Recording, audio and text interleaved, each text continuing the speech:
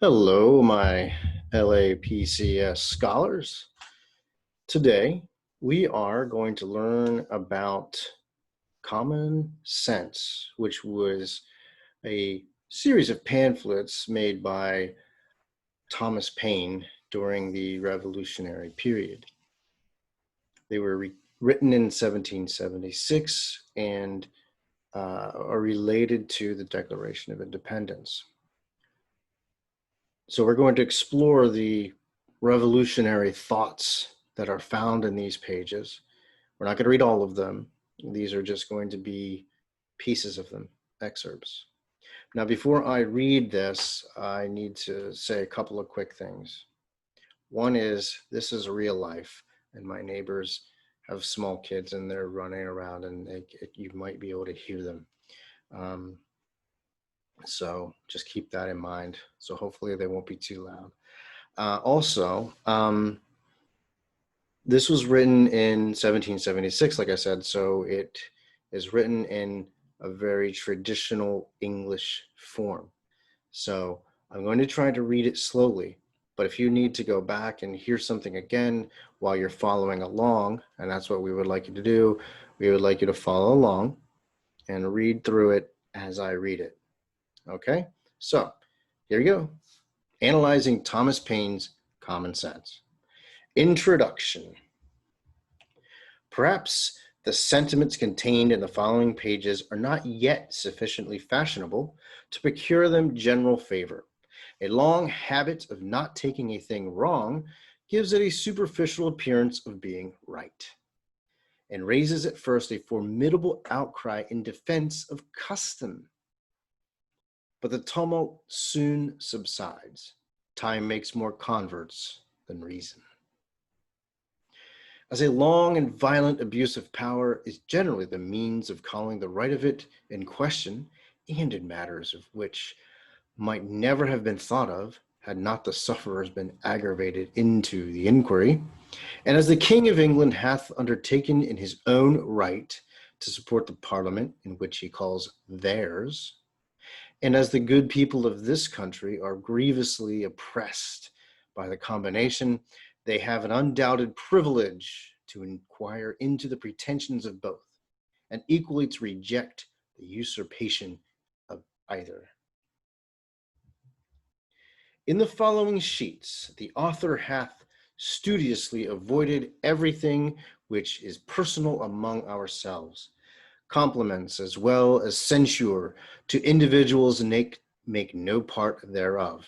The wise and the worthy need not the triumph of a pamphlet, and those whose sentiments are injudicious or unfriendly will cease of themselves unless too much pains are bestowed upon their conversion. The cause of America is in a great measure the cause of all mankind. Many circumstances will arise, which are not local but universal, and through which the principles of all lovers of mankind are affected, and in the event of which their affections are interested. The laying of a country desolate with fire and sword, declaring war against the natural rights of all mankind, and the extirpating of the defenders thereof from the face of the earth, is the concern of every man to whom nature hath given the power of feeling, of which class, regardless of party censure, is the author. Philadelphia, February 14th, 1776. Thoughts on the present state of American affairs. Now, American affairs of the present state, we're talking about 1776. So let's keep that in mind. Thousands are already ruined by British barbarity. Thousands more will probably suffer the same fate. Those men have other feelings than us who have nothing suffered. All they now possess is liberty. What they before enjoyed is sacrificed to its service, and having nothing more to lose, they disdain submission. Besides, the general temper of the colonies towards a British government will be like that of a youth who is nearly out of his time. They will care very little about her, and a government which cannot preserve the peace is no government at all.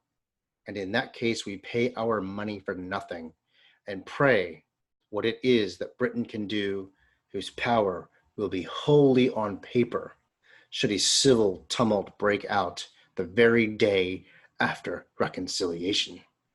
I have heard some men say, many of whom I believe spoke without thinking, that they dreaded an independence, fearing that it would produce civil wars, but it is but seldom that our first thoughts are truly correct, and that this is the case here. For there are 10 times more to dread from a patched up connection than from independence.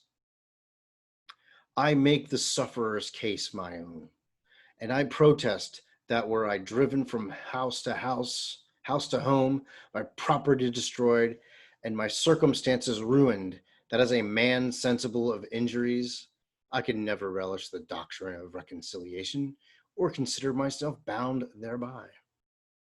The colonies have manifested such a spirit of good order and obedience to continental government as is sufficient to make every reasonable person easy and happy on that head. No man can assign the least pretense for his fears on any other grounds than such are truly childish and ridiculous. That one colony will be thriving for superiority over another. There are no distinctions. There can be no, let me repeat that. Like I said, this is real life.